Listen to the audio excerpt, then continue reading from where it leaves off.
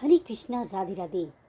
मनुष्य जीवन का परम लक्ष्य है भगवान कृष्ण की भक्ति को पाना, और इस लक्ष्य को प्राप्त करने का सबसे आसान उपाय है एकादशी के व्रत का पालन करना और कार्तिक स्नान करना।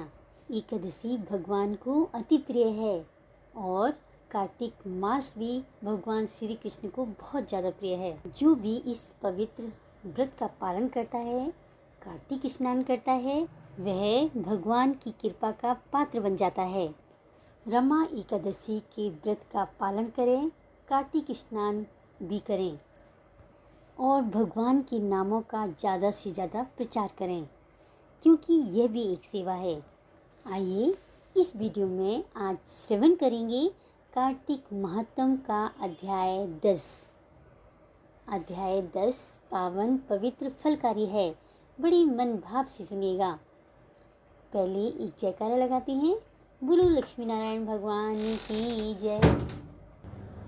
वृंदावन बिहारी लाल की जय। कार्तिकेय ठाकुर जी की जय। जय गणेश गिरिजा सुमन मंगल मूल सुजान, कहते अयोध्या दास तुम देव अवे वरदान। बोलो गणेश जी महाराज जी की जय।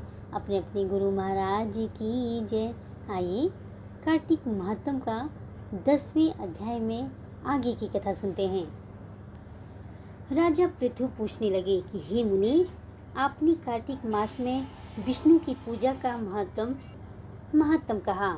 इस मास में किसी और भी देवता का पूजन या व्रत होता है तो भी अवश्य कहिए।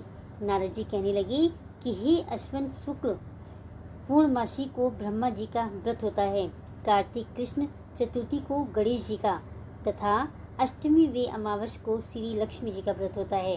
कार्तिक में जो कुमारी इस व्रत को करती हैं उनको सुयोग्य पति मिलता है। जो विवाहिता स्त्री इस व्रत को करती हैं उनका सौभाग्य अटल रहता है। प्रातःकाल स्नान आदि से निवृत्त होकर चंदन आदि से गणेश जी का पूजन करके चंद्रोदय होने पर चंद्रमा को अर्घ्य देवें और फिर उत्सव मनाकर भोजन करें। स्त्रियों को अपनी सौभाग्य के लिए इस व्रत को अवश्य करना चाहिए। नारद जी कहने लगे कि हे राजा पृथु, इस व्रत का एक सुंदर इतिहास मैं तुमसे कहता हूँ, सुनो।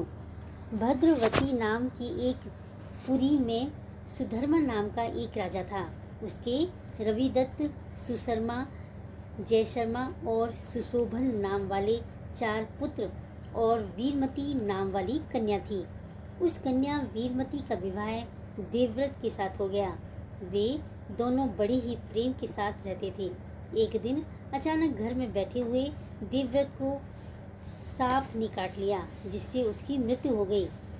वीरमती बहुत ही जोर से रोने लगी, चिल्लाने लगी। उसके चारों भाई और तथा माता पिता भी वहां आ गए और सारा दुख रूपी समुद्र में डूब गए। उसी समय दुखों को दूर करने वाले पुलस्त ऋषि भी वहां पर आ पहुंचे। राजा ने हाथ जोड़कर कहा कि हे महाराज, कौन सी कर्म से मेरी ये कन्या विधवा हुई है। तब पुलस्त्य जी ने कहा कि हे राजन, कार्तिक मास में तुम्हारी कन्या ने गणेश चतुर्थी का व्रत नहीं किया, इसी पाप से यह विधवा हुई है। अब भी इस व्रत को करे तो उसका मृतक पति जीवित हो जाएगा। यह कहकर ऋषि तो चले गए और राजा ने अपने जामात्र के मृत शरीर को तेल में डलवा दिया। जब कार्तिक मास आया तो उसकी कन्या ने विधिवत करके उद्यापन में ब्राह्मणों को बहुत सा धन दिया, जिसके प्रभाव से उसका मृतक पति फिर से जीवित हो गया। अतः सौभाग्यवती स्त्रियों को अपने सौभाग्य की रक्षा तथा संतान प्राप्ति के लिए यह व्रत अवश्य करना चाहिए। कार्तिक महात्म 10वां अध्याय संपूर्णम। जीवन क्षणभंगुर है, अभी नहीं, तो फिर क्यों ना ज़्यादा से ज़्यादा नाम जाप करके हम भगवान को प्राप्त करें।